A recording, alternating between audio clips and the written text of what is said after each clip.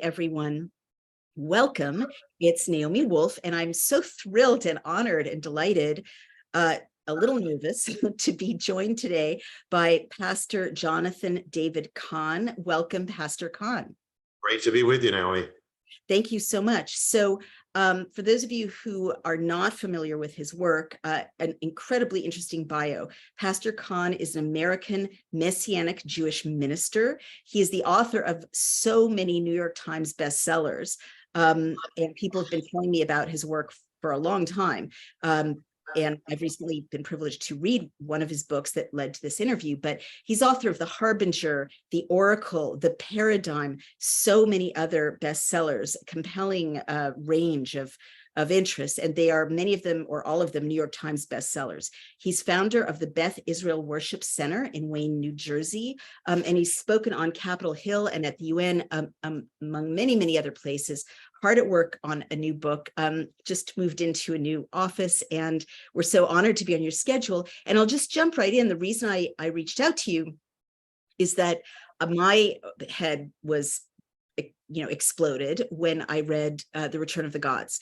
And I confess that I felt like I had to read it because I heard someone, or I saw someone reference the title, and the title alone just kind of stayed with me, like something's there that I need to know more about. And then I read it, and and I wrote an essay about it that was widely shared.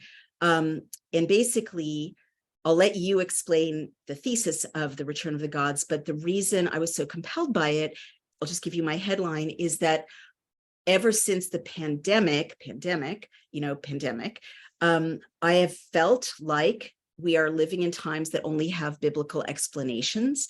And that for me as a Jew, the kind of is this, I realized I couldn't explain what was happening, the global evil, the everything synchronized, the messaging that, divided families, that was a war against humanity, the privileging of invasive treatments that hurt and injured people. I mean, this is just my perspective, right? I couldn't explain it with reference to ordinary history. It wasn't unfolding like ordinary history. There are always factions or betrayals or mess, in ordinary history. And this was like so synchronized and so kind of glamorously horrible that it made me think there's something metaphysical at work. And I concluded that, right? But in the West, the only label we have for the metaphysical, because of our history of kind of Christianity specifically for the last 2,000 years, is Satan. And I knew that for me as a Jew, that wasn't that persuasive an answer because, well, for a lot of reasons, but one of them is in the Old Testament, Satan isn't the same kind of figure that he appears to be in Catholic mythology and discourse and narrative, I should say. And so when I heard your title, The Return of the Gods, that resonated for me as a Jew, because then I went back to the Old Testament, because in those first few books, or probably throughout, I haven't gotten there yet, I'm rereading, but that's the story, right? The children of Israel are constantly being seduced, distracted by not really Satan, but by Baal and Asherah, and by, these idols who keep popping up and luring them away. So your thesis is so compelling. So let me turn it over to you and say, what is your thesis in The Return of the Gods? And let's just jump right in. Well, it goes right along with what you said. People from every background have been saying, what is going on? Because it's just irrational. And it is not normal. It is not natural to see people doing what they're doing, and people from all walks of life, are seeing this and saying this. And what The Return of the Gods is saying, I mean, I generally, Naomi, most of my books are about, from ancient mysteries that are affecting us now. And this is probably the most explosive one. And that is that the gods we call gods in the Bible, that what if there was something real behind them, a real link to them? What if there is actually reality? It's not just mythology. I mean, there's mythology, of course, but there's something real about this phenomenon. And what if they were at work now? And so one of the things is that in the Torah, Moses said, when he speaks first about the worshiping other gods, at one point in Deuteronomy, he uses a word shedim, and shedim doesn't speak of a mythology or a construct. It means a spirit or an entity with volition, with consciousness. It's linked to a Babylonian word shedu, where they also spoke about the gods and they spoke about entities. Now, and with the Babylonians, they said it could be good or bad, but in the Bible it says no, this is not good, it's only bad. Then in Psalm 106, it says they offered up their children to the shedim. So this is talking about, when Israel turned away from God, they offered up their children as sacrifices to Moloch and these gods, but they calls them the shedim again.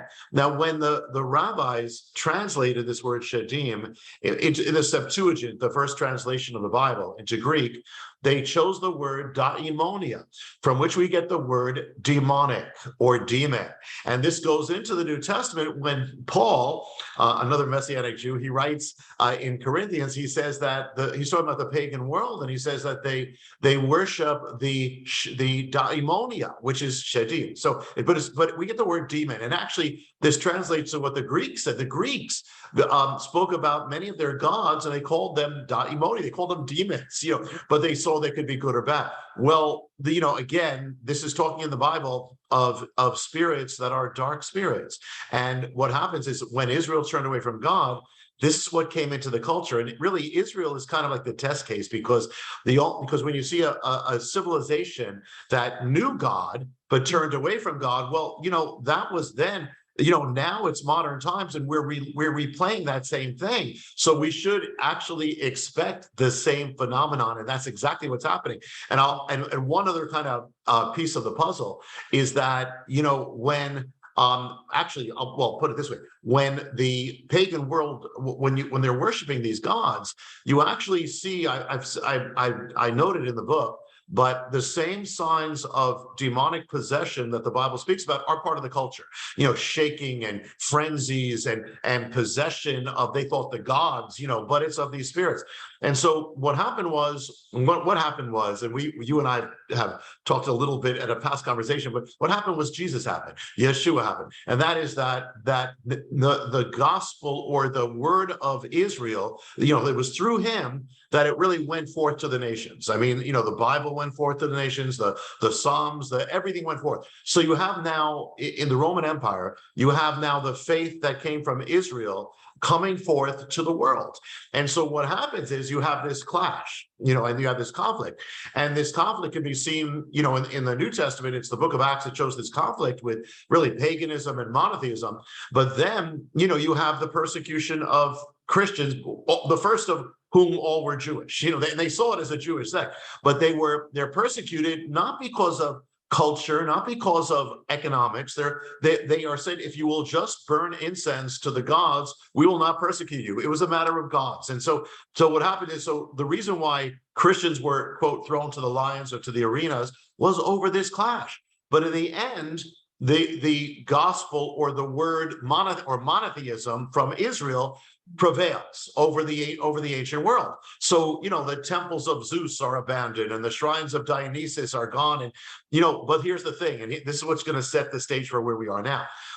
If behind the gods are spirits, or are powers, forces, then it can't just be that the gods disappeared. The spirits went somewhere. What happened to the spirits? Well, for that, and it's the last piece of the puzzle, is that there is actually a parable that Jesus gave. And he said, when a spirit leaves a man, it's talking about possession. When it leaves a man, it wanders looking for a place to dwell. Doesn't find it. Says, I'm going to go back to the house from which I came. Meaning the man. So it says, goes back, finds the man, the house clean and swept and empty. Says, I'm going to bring back others. So now 7 others come. And so now what it ends up, a man is repossessed and worse than before.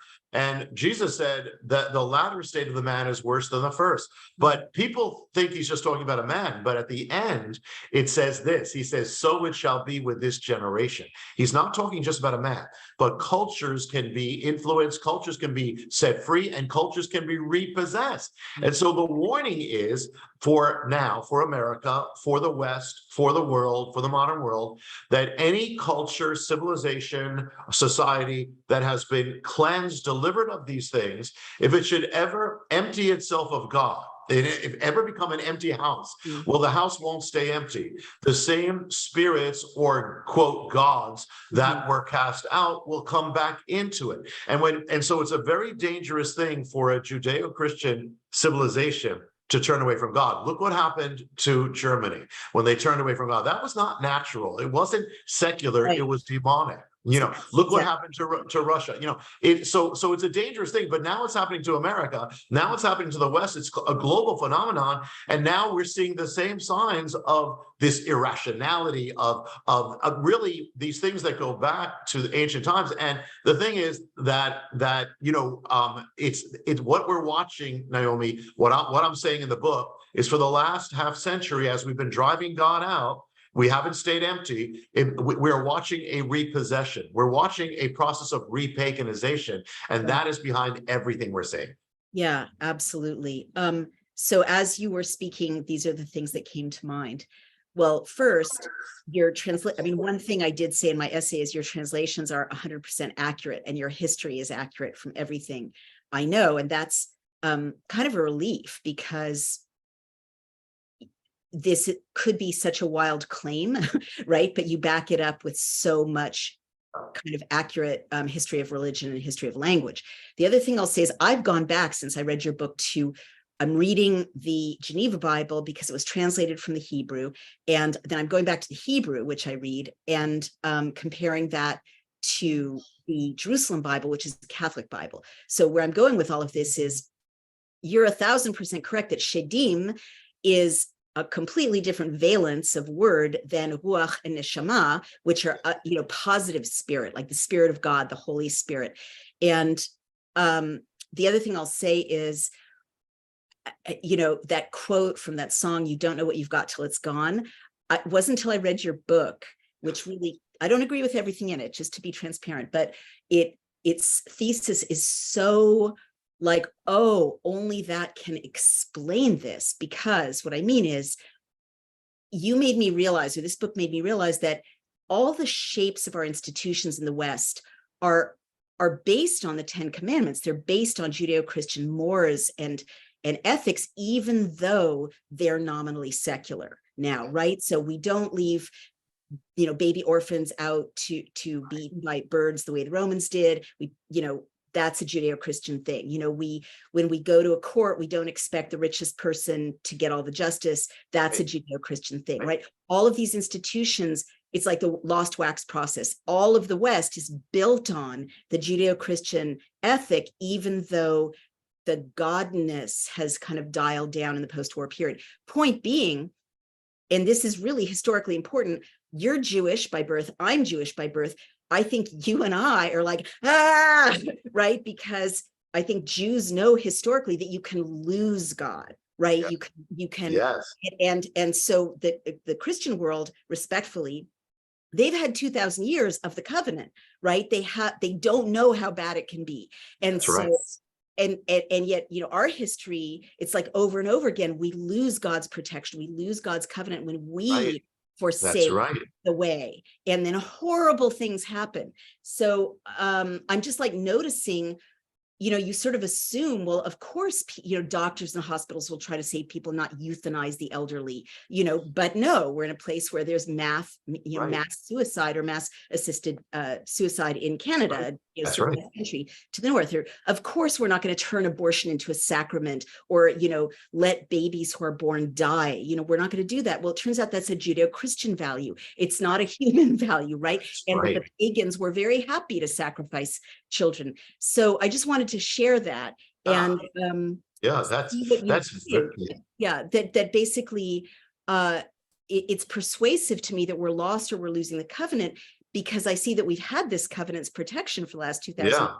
And things can get really bad when it's gone. What do you think about that? That is a great, observation. That Israel was in a sense the test case, because it's the only one. It's really the only one we have in the West, or really at all, before modern times, of a culture that, in a sense, was imbued by God and then cast him out. And then what happened? What happened is all these things, and the very things you said. Yeah, even when America is secular, or the Western civilization becomes secular, it still is founded on all these presuppositions and all these things about the sacredness of life, the objectivity of truth. All these things are there, and they have totally reshaped us. Even people who argue with God, or even people who hate God, they're still affected by it. But now what's happening is we're moving to this next stage, which Israel did too, and which led to Israel's destruction in the end. And the other thing is that it's kind of like, because we have a kind of a short historical sense, most of us aren't really thinking in terms of 2,000 and 3,000 years. We don't know. It's really only been one or the other.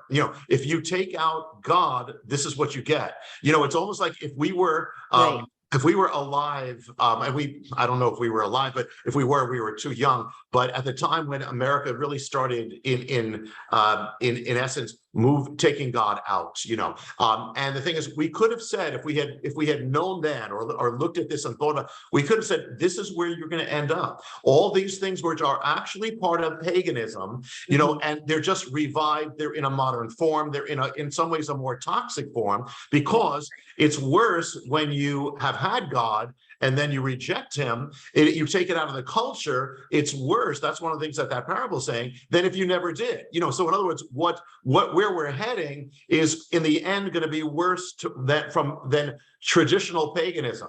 You mentioned Canada. Canada, just killed 10,000 people last year. 10,000 people. And by the way, and euthanasia is infiltrating America. People don't realize it is legal in many of the states the same way. This is what happens if you take away God. You don't have that image anymore of man being sacred. Look again. The nearest we can say are civilizations that turned totally to communism. Look what happened to human life. Look what happened to the way they view that. Look what happened with Hitler. When you take this out, this is what happens. And so it's totally right. Yeah, I mean, we thought it was civilization, but maybe it was God and the Judeo-Christian covenant. Yeah. Or at least I thought it was civilization. Turn out that people don't support civilization in the absence of that recognition of our being made in the image of God. So what I should ask quickly, what is the mystery of the spirits and who is the possessor? Okay. Well, yeah, the spirits are behind the gods. Really, in many ways, the gods are masks, and the thing is that, but what I looked at, saying, okay, and you're saying it too, where we're saying that if Israel turned away, and this is what happened. So we have an advanced knowledge of what happens. So what happened? Well, gods came in, or they gave themselves to these things.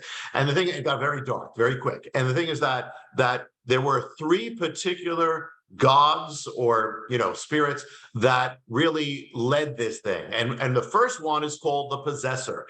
In the book I speak about the dark trinity, and the possessor is basically what his name means in Hebrew. Baal, we call him Baal. Baal means the possessor, the owner, the master, the Lord. And what this spirit, when you look at it, what happened in the Bible is that when they turned away from God, that's when this comes in. And what happens now, this spirit, whatever you want to call it, starts really driving God out of every last thing, out of the public square, out of the educational system, out of everything. And we've been watching that since the early 60s and have progressively. And at first, at the time when, for instance, we were taking, and by the way, I'm not arguing for prayer in school or not, but the point is it represents something. And when they took, I love there to be prayer everywhere, but when they took prayer out, okay, that's a little thing, we're just taking that out. It wasn't a little thing, because number one, the children of the future, and basically it was divorcing the future. And the law of the empty house is that if you take God out of the schools or out of the children, something else is going to come into the school and something else is going to come into our children. And that's where we are now. So what happens is that it's progressive removal of God. The other thing about the possessor is that it says he caused Israel to forget God. It was like an amnesia came over the society. I can remember a different America, that barely, America can barely even imagine it right now, and that America could not even have fathomed this America, and so there was once an America where actually, I mean, it's hard for us to believe, although we know it, that across the country, our public secular school system had teachers leading leading the children in the Lord's Prayer. I mean, think about that now.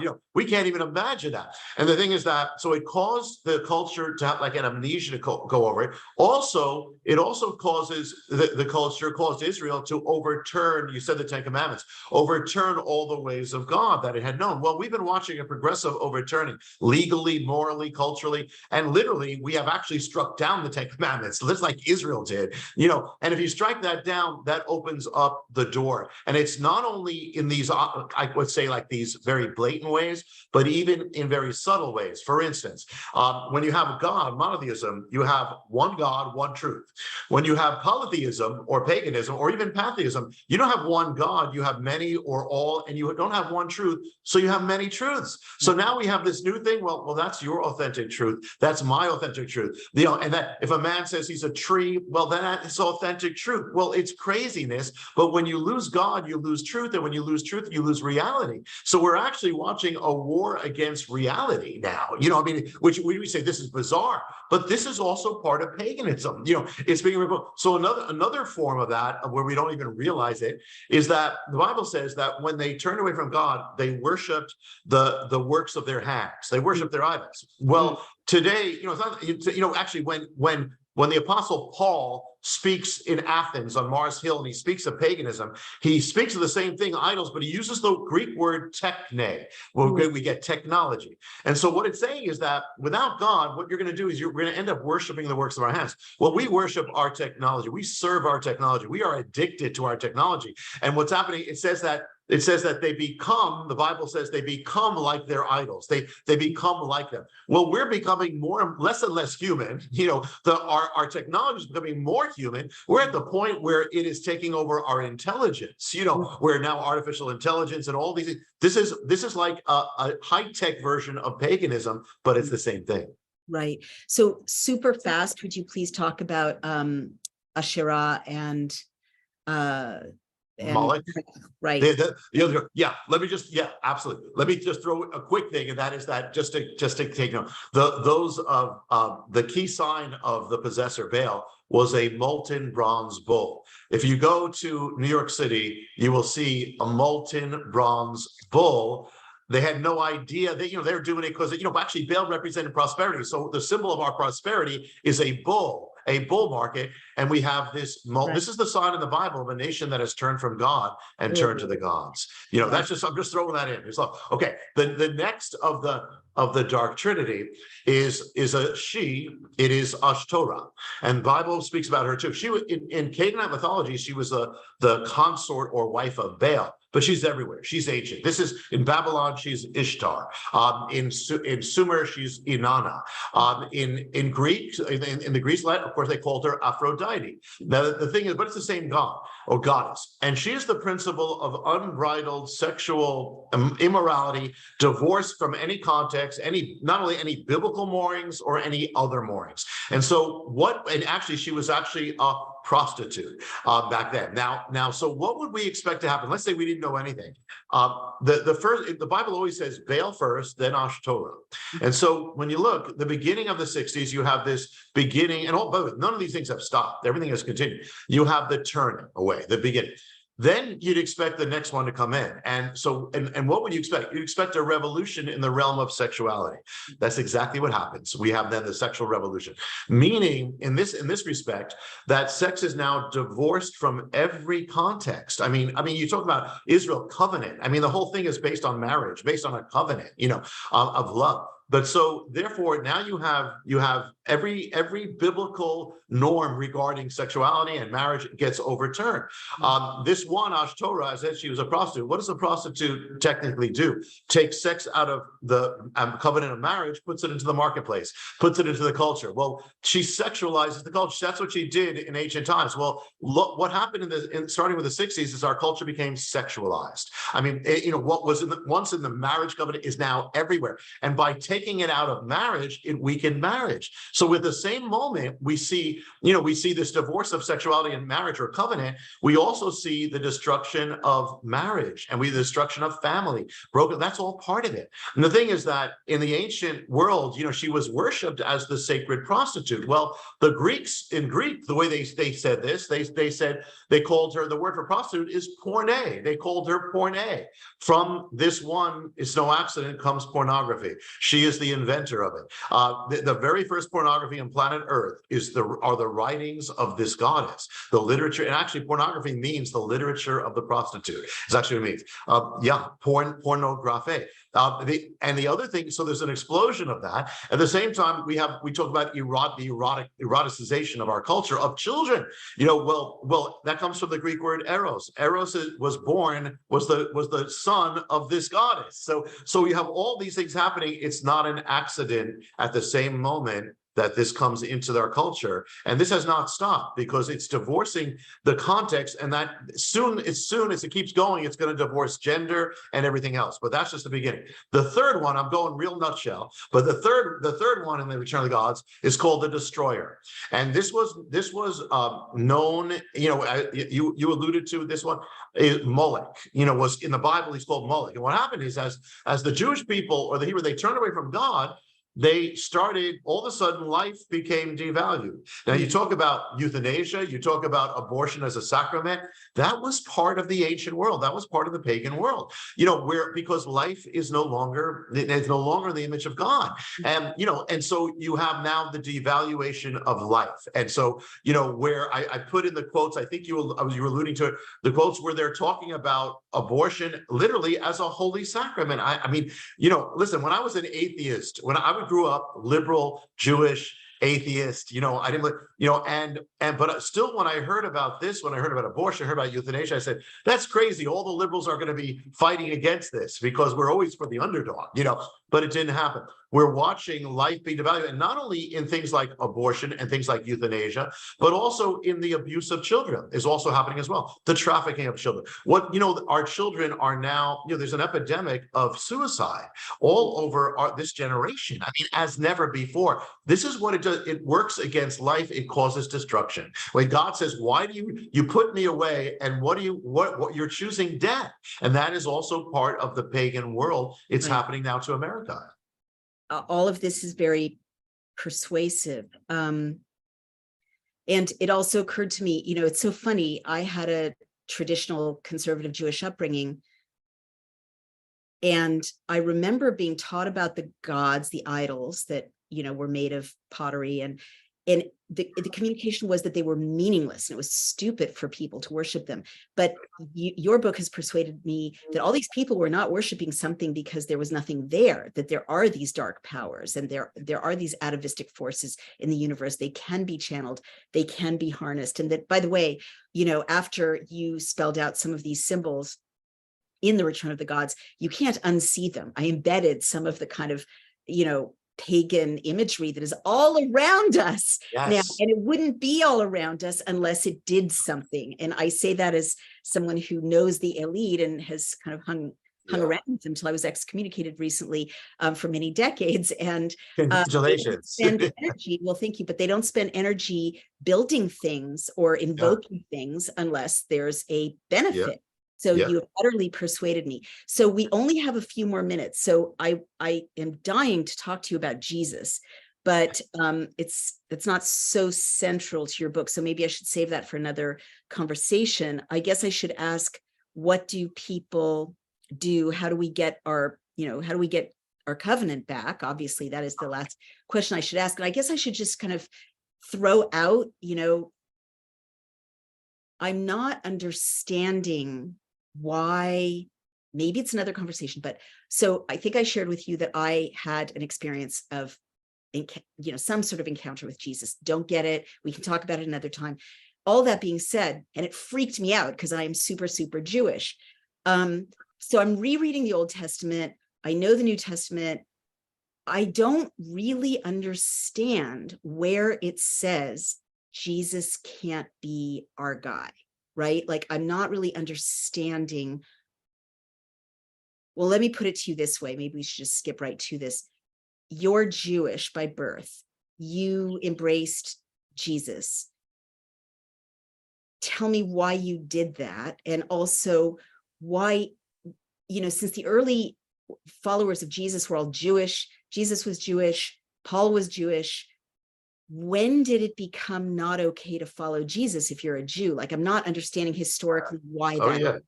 Oh yeah, yeah, and I mean, and the book, just for those who don't know the book, it ends up, the last part is called the other God, because that's the answer. It gets there, but it leaves up. But yeah, that's great. Now, I will tell you, first of all, I'm the least likely person. I was an atheist. I was not religious. I don't consider myself religious now, but I didn't want any of that. What happened with me is that, when I was 8 years old, I was in the synagogue, and I said, I don't see the reality of the God we speak about, in the synagogue. And I became an atheist. Then I said, wait a minute, atheism doesn't work. There's got to be a reason. There's got to be a cause. So I started seeking truth everywhere I could find it. And I started getting books on science, the occult, UFOs, religion, everything I could, everything I could. One day I picked up a book called The Late Great Planet Earth by Hal Lindsey, which is about the prophecies of the Bible that are coming true now, which I had no idea about. And particularly focusing on Israel. Israel has to come back in the last days, is what it says. No matter what, Israel's going to be gathered back. That's clear in the Bible. And the world going to focus on Israel, in the end. Well, the thing is that as I'm doing this, I'm picking up my Hebrew Bible and I'm reading about the Messiah. And so what does it say about the Messiah? Well, so I read Messiah, it says our Messiah, Micah 5:2, is going to be born in Bethlehem. Okay. I thought that was Catholic. I'm saying, how did I get that into our Bible? It says in Isaiah 53, he will die for our sins. And very clearly, they're talking about the Messiah. Even the rabbis accepted that. Many of them accepted that. And so the thing is that the ultimate thing is, and also says he'll become a light to the Gentiles. That has to, if he wasn't, he couldn't be our Messiah. But that's where Naomi, to put it in the most maybe cosmic aspect of this, and that is this, that it said that the Messiah of Israel, he will come first as a lamb. He will come first to reconcile us to God. Then the kingdom comes later. But first, you can't change the world without changing our hearts. And so he comes first for that.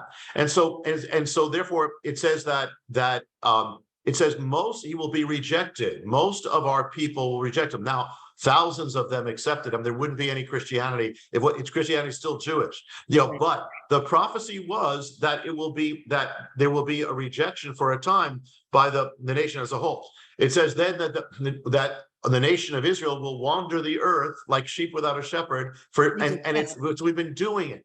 Then it says in the last days, God will gather them back to Israel, and we will then return to him. And a prophecy in Hosea says we'll return to David, our king, which is a way of saying Messiah, son of David. So that's reserved for the end, for the last part. So what I'm saying is that, so what happened is you have this divorce early on. This is human nature. As more and more Gentiles were coming into the faith of Israel through the Messiah, they start saying, okay, well, now it's more Gentile and more Jewish, and now there were less Jewish people. They weren't the majority anymore. And it's human nature to say, okay, well, we're the new thing. And so so you had a rejection from both sides. You have the rabbis, they came up with rabbinical Judaism, which is not quite the same as biblical Judaism, but that's what they had no temple anymore. The nation was destroyed. You had people on the other side saying, okay, well, that's a sign that now it's not Jewish anymore. So they went like that. It was like the tree, rejecting the roots, and the roots rejecting the branches. Wow. And it's exactly that. It's exactly that. What if that was a giant historical mistake? It was, and yet it was prophesied. But yes, and so both parts, the branches are not going to thrive without the roots, and the roots are not going to thrive without the branches. And you remember Naomi? I'm thinking Naomi. The story of Ruth and Naomi. Okay, and an interesting thing is going to be you have Naomi, the Jewish woman who's in the nations, and through her comes Ruth, the Gentile. She comes into the faith of Israel, but then at the end, through Ruth, Naomi is blessed. So in other words, so the Bible says and Paul, who was a Rabbi Shaul, it says salvation has come from the Jewish people to the world to bless the Gentiles. But in the end, through this, it's going to come back to the Jewish people, and we're going to become one again. But that only comes when Messiah comes. As Messiah is coming. Now, Now, more as it gets closer, more and more Jewish people are coming to Yeshua or Jesus as their Messiah, not as hey, I'm changing I'm not Jewish anymore. I'm more Jewish than ever. At the same time, more and more of the church world, and this is unprecedented, is one with Israel. They love Israel. They love the Jewish people. Truly, they say Yeshua instead of Jesus. They love Israel. So it's all happening. And the thing is, at the same moment, you know what it's like, Naomi? It's like, I didn't plan on getting into this, but there's a mystery that everything at the end comes back to the beginning. Wow. And that is that you had Israel at the beginning of the age, you have Israel back. You had Jewish believers at the beginning, you had Jewish believers again. You had Christians loving Israel, you got it again. Right. You also had a world culture that was pagan. Well, so we're watching the reverting of paganism. Yeah. So this is so completely fascinating. I could talk to you for hours. Tell me, I hate to go, but we have only one more minute. How do people get Return of the Gods? How do they get a copy, and where do they find you? It's everywhere. I'm praying that people get it, not just for themselves, but for people in their life, because we're all affected by it. But you can go on Amazon right now or any place online. You can get it. In Walmart has it. It's literally all over. And we, of course, we touch the service. Yeah, guys, you have to get this book. I mean, whether you agree or don't agree with what you've heard, whether you agree or don't agree with Pastor Cahn, it is so thought-provoking, and it completely upended my view of the times we're in. Pastor Cahn, thank you so much. I hope you'll speak with us again. I'm so grateful to you. Have a wonderful Passover, Easter. Thank you. You too. And it's a joy to talk to you. We'll circle back. God bless you. Thank you. God bless you. Bye-bye. Hey everyone, it's Naomi Wolf of DailyClout, and I just want to give a thank you to our sponsor, The Wellness Company, whose chief medical team includes some of our most respected colleagues, including Dr. Peter McCullough and Dr. Harvey Risch. So the Wellness Company offers COVID and vaccine injury treatments, including ivermectin, as well as dietary supplements based on the guidance of these noted physicians and epidemiologists, such as Spike Support, which is designed to help combat spike protein. So click on the link below or head to dailyclouthealth.com to purchase their products. You can also gift healthcare to your loved ones, which is something I've been doing. I'm excited about the Wellness Company being able to offer medical advice without the pressure of big pharma. Please use the code DailyClout for 10% off. Thank you again to the Wellness Company, our sponsor. Bye-bye.